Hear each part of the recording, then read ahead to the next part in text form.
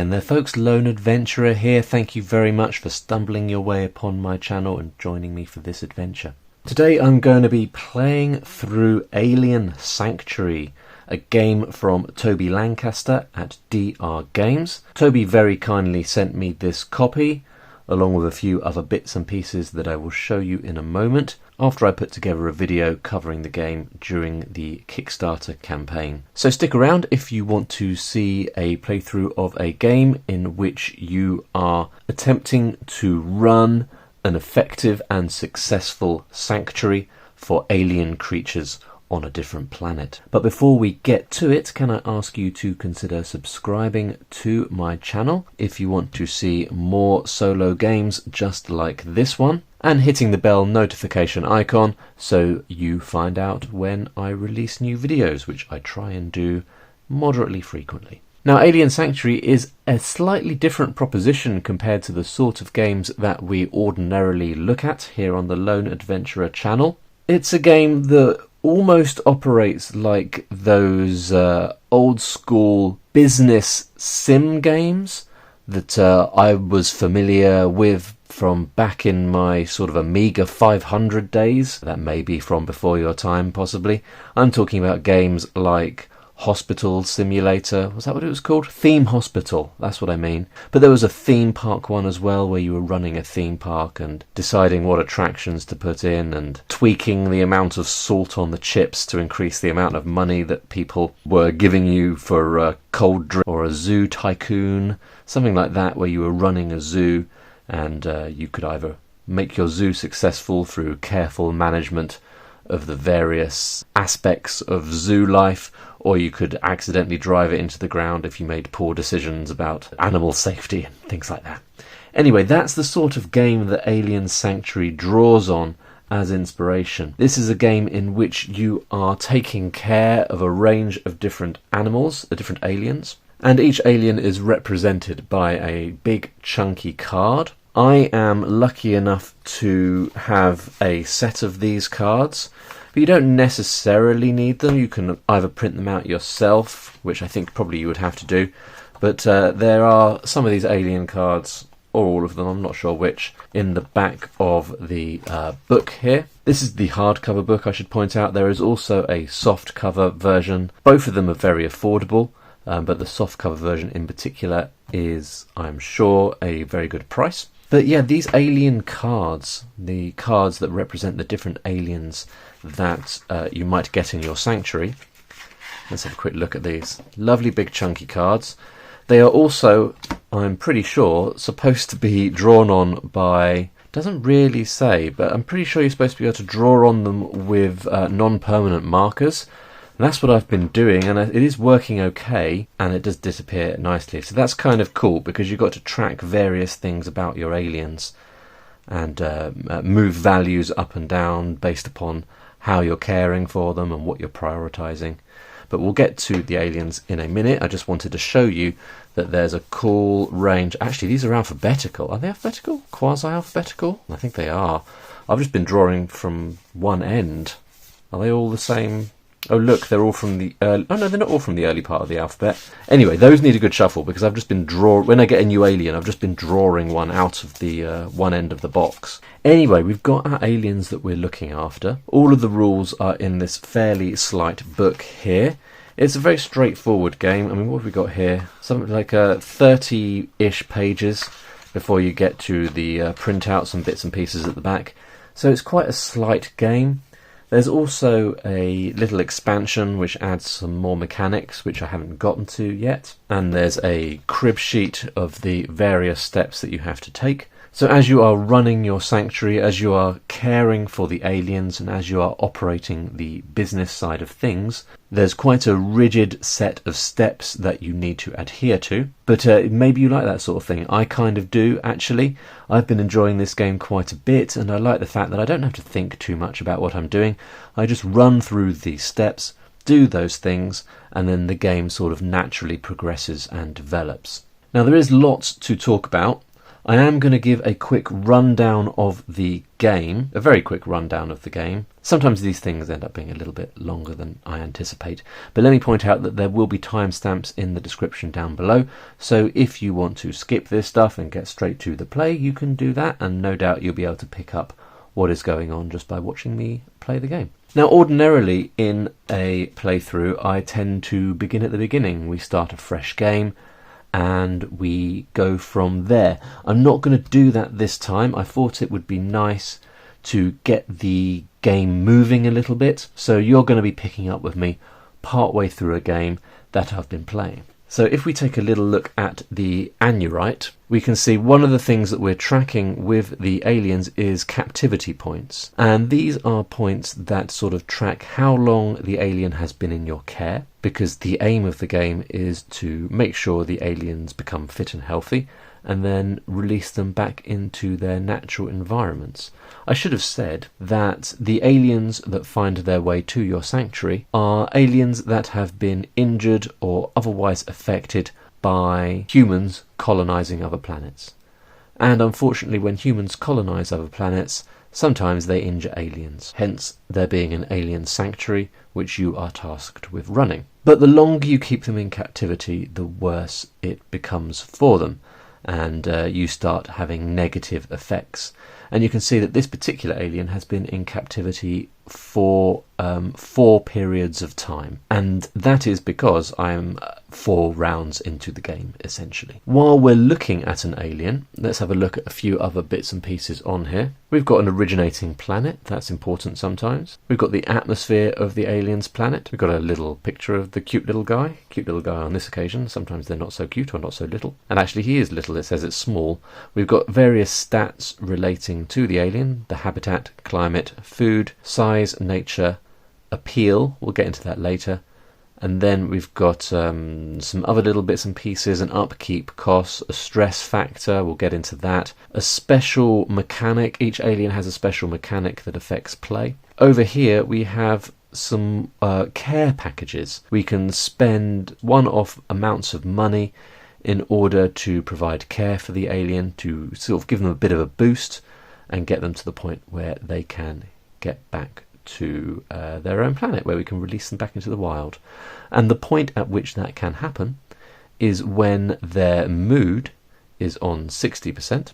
So you can see we can track the mood and the health of the alien up and down here. The health and the mood can get worse or it can get better.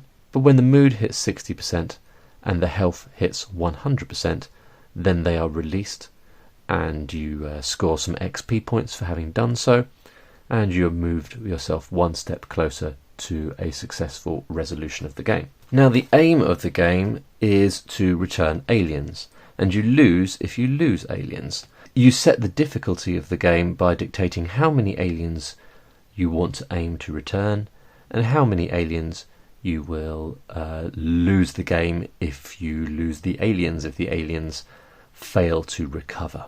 Now, I've left these blank. I'm sort of playing it open. I'm just playing for the fun of playing it. But initially you could, say for example, cross off 4 of these boxes and you would be aiming to return 4 aliens to win if you wanted a finite end to the game. And you could leave all of those open, and you would only lose the game if you lost 8 aliens, or you could colour all of those in apart from 2 and say to yourself, well, I'm going to lose this game if I lose 2 aliens. If you were looking for a slightly more challenging experience, that is something that you sort of make a decision about yourself in order to set the difficulty of the game. We need to have our aliens visible while we're playing. I'll just move that thing. So we'll pop them up there for now. We'll see how that goes. I might have to move things around a little bit. I'll pop the book over here for a moment. I'll show you a little bit of what we've got in there in a second. Ordinarily, as I've been playing, I've had these sort of nicely spread out, these 3 sheets that you use to play the game, but that's going to take up a bit too much room, so I will keep them on top of each other and we'll just flip them around as we need them. The 3 sheets that we've got, the 3 sanctuary operations sheets. The first one has got the returns and lost trackers, a little area for keeping track of any shows that you've run. You can run shows to get boosts in certain ways, shows with your aliens that you've got in your sanctuary. I haven't done that yet. You've got this area here to track the overall state of the infrastructure of your sanctuary. Mine is currently at 100%, so we are all good at the moment, but you can see there are some negative effects if the infrastructure of your sanctuary starts to drop, which might be done through aliens damaging it, and maybe some other ways, I'm not too sure. Over here you can track some skills that you've got. I'm a negotiator, which gives me +2 when I'm trying to seek funding. Early on in the game I sort of ignored that, unfortunately, and probably lost out on some money. Here we are tracking the health of our ranger drones. In order to explain that, let me turn to this sheet here. This is sheet number 3, but it doesn't really matter what order we keep them in. Here we've got our biodome status. Your sanctuary has up to 6 biodomes in which an alien can be housed. If you've got an empty biodome, at a certain point during a round of play, you have to accept another alien into that biodome. So actually we can see here, I've been playing for 5 rounds, I think. There might be a reason why the Anurite is only on 4 captivity points. There probably is something that some bonus I got or something that reduced it perhaps. But we've got 5 aliens at the moment. Each alien is housed in a biodome, and each alien needs a ranger drone looking after it. These are the health statuses of our ranger drones. At the moment they're all on 100% health. They're all undamaged and operating at optimum sort of capacity, as it were, I guess. You can see, though, I've taken a little bit of a hit on a couple of those ranger drones, and I've repaired them to get them back up to full health. The benefits of doing that I will get into later. So we've looked at that. We've got sanctuary improvements as well, so I've got some better displays. But we'll talk about that in a bit. This is my biodome status, and you can see each biodome has a percentage status. So unfortunately, my biodome containing the squib alien is down to 80% status. I can't quite remember what happened there. Maybe the squib damaged the biodome or something happened. Not too sure. And then the final sheet is for the money side of things. This is for XP recording. This is an expenses stream. So as our money goes up and down, you can keep a tally there. So I quite like that. So you don't have a little box that you're constantly rubbing out. You can just keep on going, and then when you run out of room eventually you can start a new sheet, or you can rub it out and start again. But that's kind of cool. And we're tracking a couple of other bits and pieces over here. We've got a total income. We've got some income sources, including those better displays that I upgraded our sanctuary with. They give us 100 credits each round. But we've also got funding for our Anurite and our Halgalax aliens. We'll talk about how funding works in a bit as well. But those are the sheets. We'll have a super quick look through the book, and then we will carry on my game and we'll see how we get on. So Alien Sanctuary, we've got a couple of pages of basic rules there. We've got some setup instructions, how you start a game. There's very little to do before you start a game. Most of it just happens as you go through the first series of phases. Each turn is split down into 3 phases. You've got construction and repairs, tending to the aliens, and then the business side of things. So you can run through that, and if you've got quite an orderly brain and you like things being organised and everything where it should be, like me, you will probably find that to be quite a satisfying experience. So then we're straight into it, and really most of the rulebook just goes through what you do in each bit of each phase. So you're in phase 1, part 1, build sanctuary improvements, 1 per turn, 1 of each type. So it's that simple. So there's a little bit of instructions about how you do that. We've got sanctuary improvements here, once per turn. At this point, you can build some sanctuary improvements. And it is only at this point. You can't go back and retcon things. If I get to step 1.5, I can't go back to step 1.1. You can only go forward. So you build sanctuary improvements, you fix infrastructure, you address infrastructure modifiers. We'll go through all of this, but then you've got phase 2, tending to the aliens and all of the instructions about that, and then you've got phase 3, the business side of things. And that is more or less it. We've got some additional rules here, which I don't think I've actually looked at yet, but I think probably I should, just to clarify a few things before we go too much further. You've got optional rules, including the alien story, and that's kind of nice. I haven't done it, but I kind of wish I had. we've got these alien story sheets, and what you can do is track what's happening to the alien.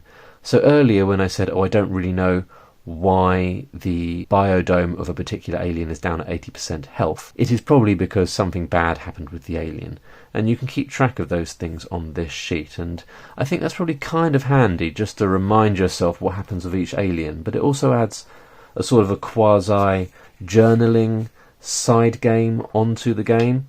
You don't have to do those things at all, and in fact I'm not sure I'll be doing that during this playthrough. Maybe we will. But that's a nice little idea. That's the alien story. Tranquilizers. Not too sure what that's all about. And then that's it. You're into appendix after that.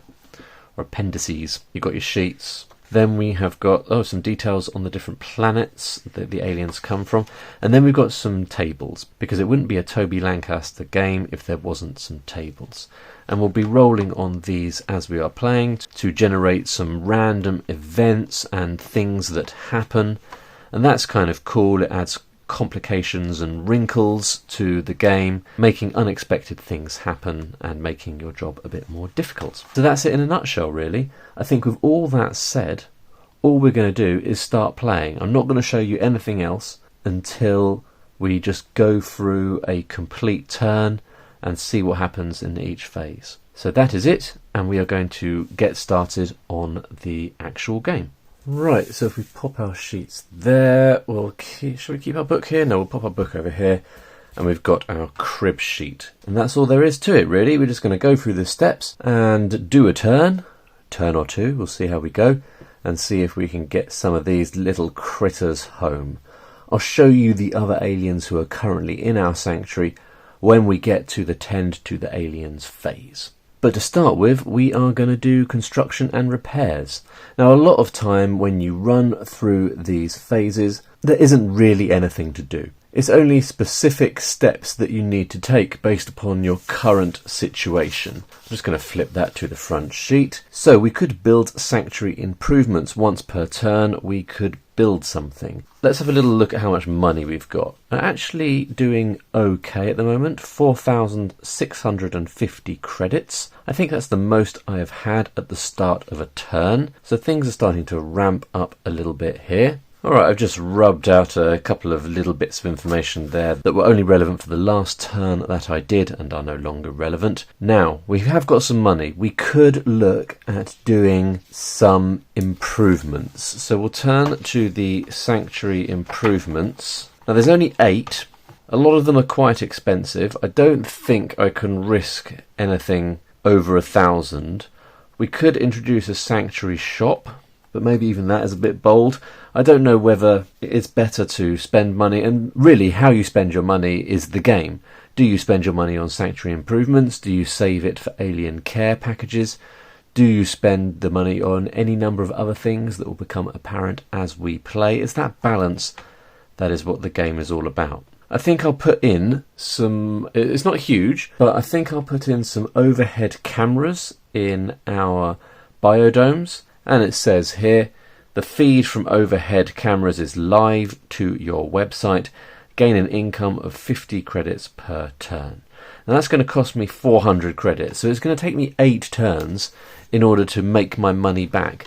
But I think the quicker we do that, the better. Now, the other wrinkle we've got here is that you can only have 6 sanctuary improvements out of the 8. So eventually I'm probably going to want to get rid of those overhead cameras if I play for long enough. But right now we're going to pop them in. So that's overhead cameras there. That's costing us 400 credits. So we'll update our expenses stream down to 4,250. And we will make a note over here in our income sources. Cameras, 50 credits. And then our total income...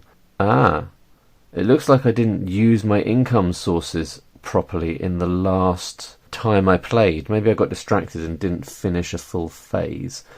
But never mind, our total income now, from income sources at least, because there are other sources of income, as will become apparent, is 450, 550 credits. So that's pretty sweet. Next up, we could fix infrastructure. Well, our infrastructure is at max. Then we can address infrastructure modifiers. That's when you get down to these situations here from 70% infrastructure and down. Bad things happen. Then we can fix ranger drones. Our ranger drones are all at maximum health. Then we could fix biodomes, and we might do this because one of our biodomes is at 80%, and it does pay to keep your biodomes at max health. So it's 200 credits to fix 10%. So we will update we will repair our biodome number 2 from 80% up to 100%, and each 10% leap up is going to cost us 200 credits. So that's another 400 credits down, take us down to 3,850 credits. But everything is at maximum health now, so hopefully nothing will go wrong, although something very well could. It's all good at the moment. We could build biodome improvements. Now, I think we'll skip this one for now, even though I think I probably could afford it. So we could build biodome improvements. Now, where did those go? I've remembered now. They don't go anywhere. Biodome improvements are a one-time thing. They can be a good idea. So let's just have a quick look at the biodome improvements. But they're expensive. I did forget that. So they're one-time bonuses that you can pay for, but they start at 1,000 credits and they go all the way up to 3,500. So for 1,000 credits, I could research into adapting the biodome to remove one captivity point from the alien in that biodome. That is pretty pricey, and I think we will skip that for the time being. So we can move on to Ranger drone upgrades. I've already got an upgrade on this Ranger drone here in biodome number 1, which is the biodome in which our Anurite is currently housed. The Ranger drone upgrade, let me just tell you what the current upgrade we've got on that Ranger drone does. So it looks like there is 4 upgrades you can do. The one we have got on our first Ranger drone is the personal care upgrade. So that means that it becomes 50 credits cheaper to maintain that alien, because each round, each turn, we will have to spend some credits just on caring for our aliens. So the one in biodome number 1 costs us 50 credits less to maintain. And I've written a little note up there, I didn't spot it, to remind me that that is the case. So that's it for phase 1. That is our construction and repairs. We can move on to phase 2, which is tending for the aliens. So let's bring our aliens over to the centre. Maybe they should have been there anyway. And let's talk about what we're going to do here. First of all, we're going to attend to the alien.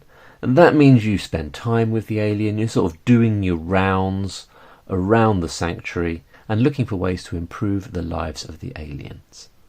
Now you can either improve the mood of an alien or the health of an alien. Oh my goodness, I've just realised that the Anurite has been returned already. It's all come flooding back to me. I'm so sorry, folks. Our Anurite, he reached full health in the round that I played before we started this video. So that actually means he was already returned. This was just kept here as an example for you all. The Anurite has already been returned to the wild. I got some XP points for looking after him very well, but I forgot to remove the card from my little stack here. So apologies for that. I'm going to pop him back in the box, and I'm going to remove him from this sheet here. The biodome continues to exist at 100%. I believe the Ranger drone stays in place as well with its current upgrades, but the biodome is now empty. So we actually have 4 aliens that we're going to do our rounds with at the moment, and then later on in this phase we'll be adding a new alien, and we can either put that alien in biodome 1 or biodome 6. Probably we'll put it in biodome 1. But here we go, we've got our alien, the Ballast Squib, and Ballast Squid is in biodome number 2. Already got 3 captivity points, so has been with us for a few phases. We're doing quite well here on the... I think we had a bit of an incident. We had a bit of an incident, something went wrong, I don't quite remember what it was. But despite the Ballast Squib's health being on a decent 70%, unfortunately the mood dropped down to 30. So that is bad. We're going to have to work on getting that mood up. I think we're probably going to have to invest in some alien care, a little bonus. We need to get the mood of this alien up to at least 60 in order to return it home. Do you know what? This is what we're going to do. We are actually going to improve its health. And you can see here that when we improve the life of this alien's health to 80, we actually get a little bonus, a little one-time bonus, and it is a rippling plus 10% mood. Not sure what rippling means, but it sounds good. It's like a little maneuver that the ballast squib does, a little behaviour that it does, rippling. Plus 10% mood. So we're going to increase the health from 70% to 80%, because as this part of the phase we can increase the health or the mood, and increasing the health to 80% has the side effect of also increasing the mood by 10%. So that's pretty decent. Only problem with with using these pens and using your fingers is you end up with grubby fingers. But never mind. So up to 80%, I'm going to put a tick next to this bonus, because I'm pretty sure you only get those once. And that is going to change the mood from 30 to 40%. And they're back on the way to being a more cheerful alien. So what we're going to do is run through all of these actions for the ballast squib before we move on to the next alien that we have. So next up, buy alien care. And I think we're going to do this. We are going to buy some alien care. It is quite expensive. Actually, are we going to do that? The reason why I've just suddenly changed my mind is because the alien's doing okay. Yes, it's a few phases away from being able to be returned to the wild. However, we didn't talk about the special of the ballast squib. So it says here, ballast squibs excrete a blue chemical called FT6B.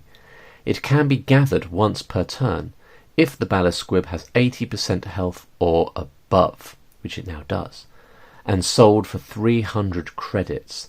That is pretty huge. And I don't want to keep the ballast squib indefinitely and use it as a sort of an FT6B cow, milking it for this very valuable excretion, lovely word, but it makes me less in a rush to get rid of it. It's quite a low risk alien, as you will see in a couple of actions time. There's not too much risk of something going crazy with the ballast squib, and we get this extra money.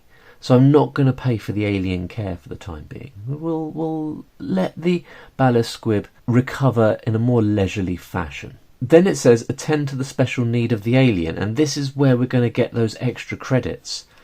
So as the special action, we gather the FT6B and get 300 credits as a result. So in my experience so far, that's the only alien that can do such a cool thing. And I think that takes us up to 4,150 credits. So that is pretty neat. With that done, we're going to move on to the stress roll. And this is kind of a central action that you need to take. It's very important. We do it every time, regardless of what we are up to. And we're going to do a roll based upon how likely it is that this alien is going to become stressed. And generally speaking, the easier aliens to keep have a lower stress factor, and aliens that are more challenging to look after have a higher stress factor. And we're going to do a bit of dice rolling here. There is a little bit of dice rolling in this game. And we're going to roll a d10, and if it is over the stress factor, then everything is okay. If it's lower than or equal to the stress factor, bad things happen. So the ballast squib has a stress factor of 3. If we roll more than a 3, it is all good. If we roll a 1, 2 or a 3, we can consider spending XP to boost the number up and avoid the event. But let's see what we get. 1. What an absolute shocker. But maybe for the purposes of the video, maybe that's okay. Now looking at our sheet here, we have got 19 XP. So we could quite easily spend 3 in order to get that up to a 4, meaning we wouldn't have to make a stress roll. Meaning we wouldn't have to experience an event. But I think we're going to experience an event. We're going to do it. So we've got an event type table down here at the bottom of the screen. I'm going to roll a d6 to see what type of event we have.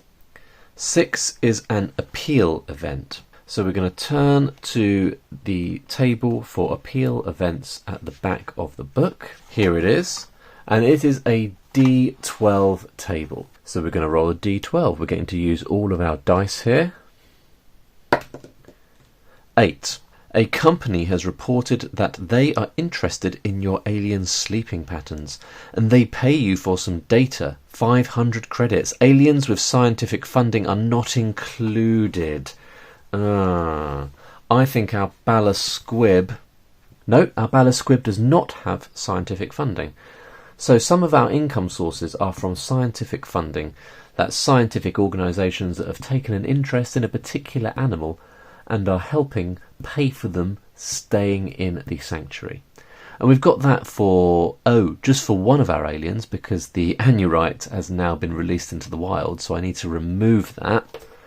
I might just give it a quick scribble out, otherwise I will forget. And let's take, that was giving us 50 credits, so we need to take our total income down to 500, because we've lost that funding.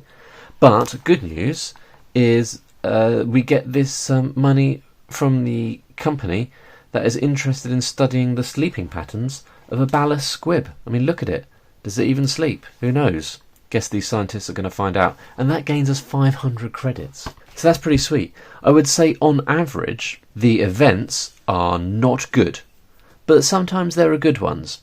So that's pretty cool. That's a pretty sweet little bonus we've had there. I'm kind of glad I risked having the event for the ballast squib. Right, so I think that's the ballast squib all sorted. So we can move on to the Halgalax. Now the Halgalax is a larger creature. It's a carnivore and it is aggressive. And I think these sort of factors affect not only its appeal, which we haven't really talked about yet. We'll get to that when we get to the business side of things. It means its appeal is higher, and you can imagine what appeal is, sort of how intriguing it is to visitors, because we do accept visitors at our sanctuary to have a little look around, in much the same way that some zoos all zoos in the UK accept visitors, but some, market themselves more as nature sanctuaries that are there to sort of support endangered animals and things, and visitors come along.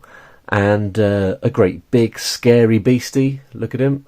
He's more appealing. People want to see him in much the same way as when people go to zoos, they kind of gravitate towards the big, impressive animals. So the appeal is higher, but also the stress factor is higher, which means it's more likely that something nutso is going to happen with this animal. And I think that's actually already happened, which is why, is it why the mood is lower, I think, or it just started low?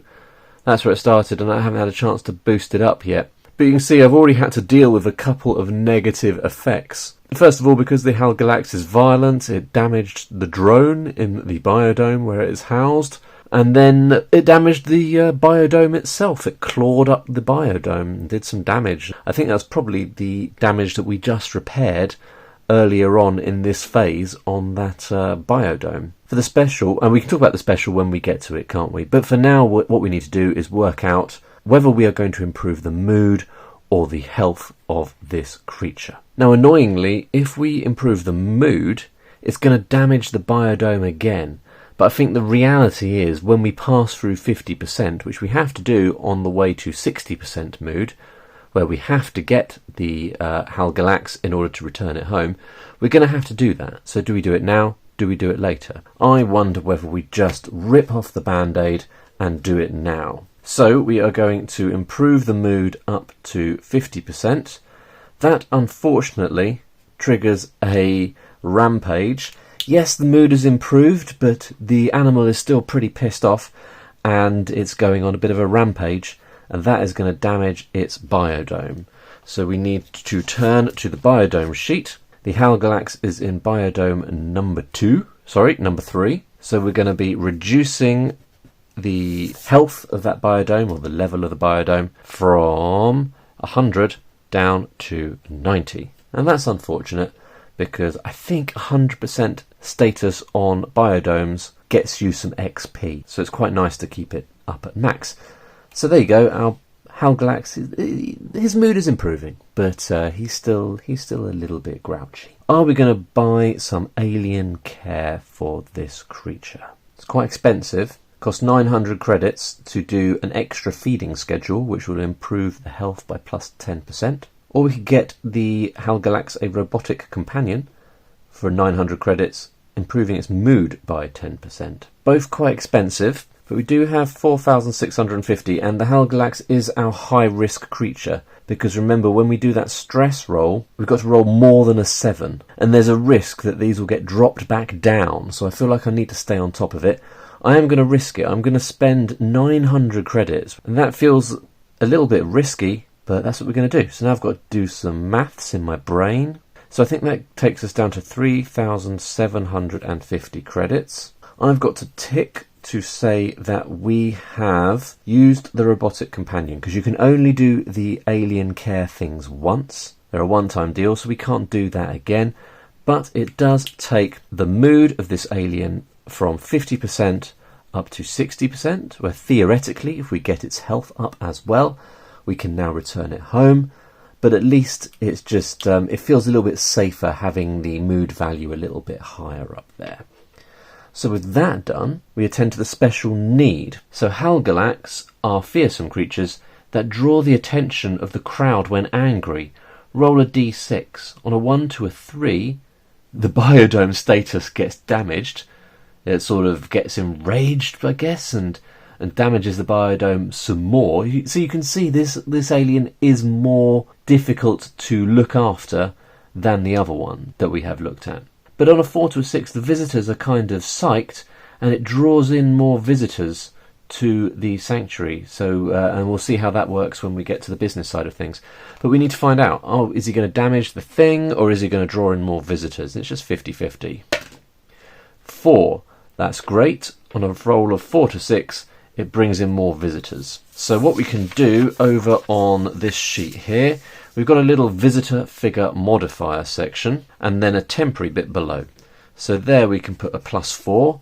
So when we get to thinking about visitors, we know we get a +4 bonus, because our Halgalax, it was angry and rampaging around, and the visitors they kind of like all that, a little bit of drama. Now we need to do the stress roll, and this is where things get a little bit rough. So the Halgalax has a stress factor of 7, which means we've got to roll an 8, 9 or a 10 on our D10. But remember, we can spend XP to improve this a little bit. 3. So we would have to spend 5 XP to get the result to 8.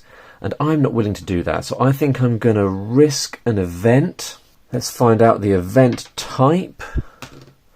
1 is a habitat event, so we'll turn to the habitat event table. D12. 4. Ooh, it's bad. An earthquake has shaken the biodome and caused some damage, destroying one random ranger drone upgrade. Oh my goodness, this is brutal.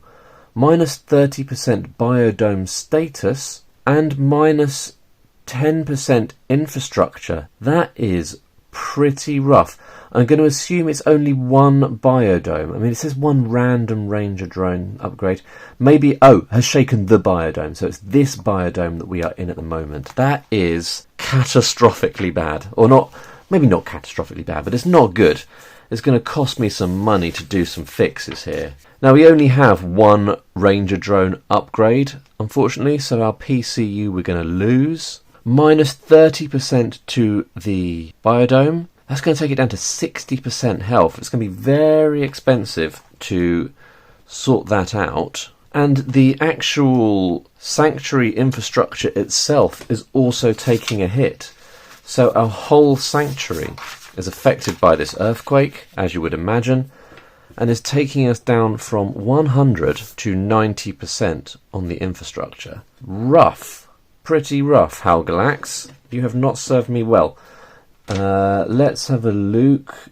We need to check captivity points. We forgot to do that on our last alien. And in fact, you know what? I think we skipped a couple of things here on the last alien. Captivity points. So we increase the captivity points. So the longer they're in captivity, the more they are affected. We'll increase that on the Ballast Squib as well. And then after that, you have to check Ranger Drone status. This is okay. If there's no Ranger Drone, it affects the mood and health of the alien. If the Ranger Drone has less than 30% or 30% or lower health or status, then that's also bad. But all our Ranger Drones are up at max, thank goodness. The earthquake did not affect it. So we're all good. We can push on to our next alien, which hopefully won't be as bonkers as the Halgalax. And it is a Pholatus. Here is our Pholatus from the planet Istros. Atmosphere Argon. Now we've got to decide, are we going to improve the mood or the health? Now the Pholatus is a very recent arrival, and both the health and the mood are quite low. Now it looks like we get some income from this alien as well, which is pretty awesome. And I can't help but notice that if we get the mood up to 70%, we increase the income that we get from this alien. And I think that's why I've been improving the mood and not the health of this alien. However, is that risky? Could something happen that will decrease the health of the alien? Very possibly. So I think it would be safer to improve the health. So I think we're going to do that. We'll improve it from the 30 that it's currently on up to 40%. Alien care package. The alien care packages are a little bit cheaper for the Pholatus, a little bit easier to look after. That is good. But I don't think we're going to spend any money on alien care, mainly because I've just been freaked out by all the damage done by the previous alien, and we're going to have to spend some money to do repairs, possibly because of that. Attend to the special need. So the Pholatus. Pholatus milk is pink, rich, and tastes of fruit. Sounds lovely. It has become popular on Earth. If its mood is 50% or higher, roll a d6. So our mood is 50% or higher. We're going to roll a d6 and get 100 times the result credits for the tasty, tasty pink milk. The fruity milk. And we've rolled a 6. That's 600 credits. That's lovely news. We're going to be able to spend that on some repairs. So I think that's 4,000... Is it 350? 350. 4,350 credits. Lovely job. Then we need to do the stress roll. Now the stress factor is 4, so we only need to roll more than 4. We've rolled a 3. I am going to spend 2 XP to add 2 to that result to make it 5. Takes me down to 17 XP. And that means we don't have to do an event for this alien. I didn't fancy another earthquake, for example. Then we need to increase the captivity points. And the Ranger Drone status is all good, so we can move on to the next alien. This is our last alien, and it is a Fevlor. And you can kind of tell just by looking at him that this fella is going to be a bit of a handful. That's reflected in the stress factor of 7. But also a higher appeal, which obviously we haven't got to yet. I think what I'm going to do is we'll handle this alien, we'll take care of this alien, and then we will pause and we will do phase 3 in a second video. But then we'll run through phases 1, 2 and 3 again at least once. It will be quicker the second time we do it because I won't have to explain quite as much as we are going. Now, he's got no captivity points, but he's with us. Because he's a new arrival. We have not yet run through this tending to the alien phase with the Fevlor. He's brand new. So are we going to improve his health or his mood? I don't think it matters too much. We just need to improve something. I'm looking at the benefits we can get. He gives +3 to a visitor roll when we get him to 70. And he gives us a bonus when we get to 70 as well, which is kind of cool. So they're both pretty cool. I think I'm going to improve his mood up to 40%. Are we going to buy a care package? We could get a little boost for him. I'm looking at his captivity points. He forces event rolls on his 2nd captivity point and his 5th. Whereas all the other ones, you get a nice sort of clear run before you hit additional event rolls as a result of captivity points. Oh, he looks pretty rough. But it's still early days for him. So I think we will not do any alien care. Let's have a look at his special ability, shall we? So this is new to me. These vicious little aliens are known by some as hair devils. Roll a d6. On a 1 to a 2, they damage the biodome. 3 to a 4, they damage the Ranger Drone. 5 to a 6, their mood and health improves. Wow. What vicious little beasties. I should say that it does outline in the manual that you can order the aliens by difficulty, I guess based on stress factor, and choose to accept easier aliens to handle earlier on in your game. I haven't done that. I've just randomly picked these aliens, so possibly I've ended up with a couple that are a bit more risky to keep in your sanctuary. So that might mean my sanctuary just crashes and burns. I'm not really sure yet, but we'll find out. Oh, let's try rolling in the dice tray. Shame, because I rolled a 6 over there. But a 3, that means a 20% damage to the drone. So this alien is in biodome number 5. Our drone for biodome number 5 is going down to 80% health. All of a sudden these aliens are quite expensive to look after. So now we need to make the stress roll. So we're trying to roll more than a 7. Pretty tough. Oh, it's a 1. That's awful news. So there's no way I'm spending a load of XP in order to improve that. We are going to have an event here. Hopefully nothing too awful. What kind of event is it going to be? A climate event. I'm not sure I've had one of these before. Here's our climate event table. D12. 4. The alien seems unhappy with the climate in the biodome, and you have to retune it, which takes time. Minus 20% alien health. That is a disaster. This is going to have a knock-on effect here, a really rough knock-on effect. When we go down, let me just check, because I'm not 100% when these get triggered. So I'm just going to check the rules on that. Yeah, so I've just confirmed that the green positive and the red negative effects over here on the mood and health tracker only happen once. So you tick it when you activate it, and then if you come back past it again, it doesn't happen again, thank goodness. We go down 20% from 40% to 20%.